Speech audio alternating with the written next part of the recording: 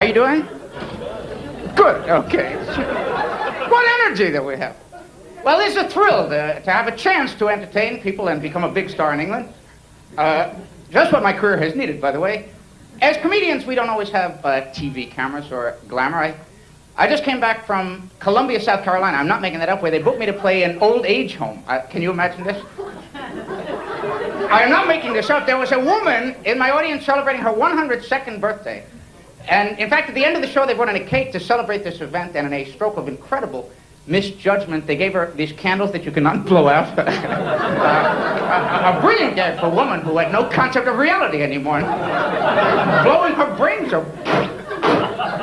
And spitting all over the cake. It was disgusting. And then she cut a slice and asked if I would like some. And I said, I'm trying to cut down on saliva in my diet, but thank you very much. In fact, it's not cake now, it's pudding, thanks to you and your way with candles.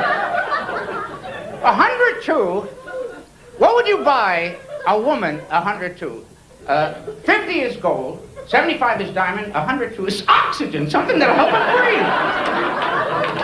And this was a comedy show.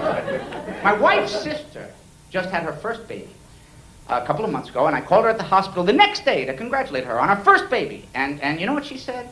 Instead of being gracious, she said that she was in labor for like 19 hours. And then she said that men could not bear up under the pain of childbirth. And I said, of course not. The male opening is so small, really. To expect a big baby to come flying through an opening this small would be unbelievably excruciating. I don't care how many Lamaze classes you study, there's no way. Push me out! Our parts are not flexible enough for this sort of procedure. Of course we couldn't bear up under that. It made no sense. And as I say, I don't deal with pain. Some people say there's a fine line between pain and pleasure. Have you heard this? This is sickness. What are they talking about? If I were to bang my thumb with a hammer, I would not get confused, thank you very much. I would not find myself saying, oh, this was incredibly excruciating, but so close to being remarkably stimulating. What a fine line. Maybe I could pierce my ears with a javelin and see if I enjoy it. Athletes play with pain. See, I don't relate to them. We have professional athletes, they put up with pain in a football game this year involving the New England Patriots. We had one of their linemen broke a bone in his arm during the first half. During halftime, the announcer said that he's expected to play during the second half, and the other announcer said, well, fear is not in his vocabulary. I'm thinking he's not only injured, but he's got a remarkably limited vocabulary. To not know the word fear by the time he's an adult is unbelievably stupid. I don't care how many people he can tackle. Perhaps if he had a more extensive vocabulary, he could say to the coach, I don't want to play. He could learn the word ouch. I don't relate to that. Running to me is painful. People who run for exercise, to me this is painful. And they claim they get high from running. Have you ever heard that? They get high from running. And I can see getting high before running so as to make running palatable, but I don't get high from running. And runners, they speak poetically about how wonderful running is. Evelyn Ashford, the fastest woman in the world, recently in an interview stated that running is better than sex.